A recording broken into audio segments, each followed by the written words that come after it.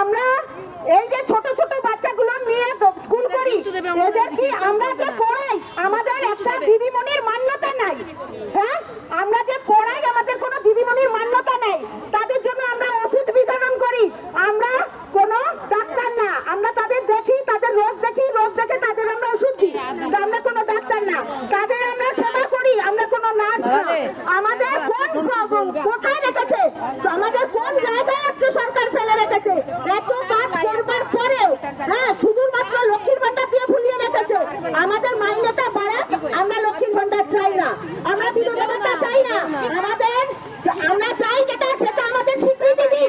আমাদের গুজরাট সরকারের মতো স্বীকৃতি দিলে আমরা আমাদের অনারিয়াম বৃদ্ধি করলে আমরা সব করে নিতে পারবো। আমাদের ছেলে মেয়েদের পড়াশোনা করাতে এই অর্থের উপর দিয়ে আমরা কি করে আমাদের সন্তানদের মানুষ করব?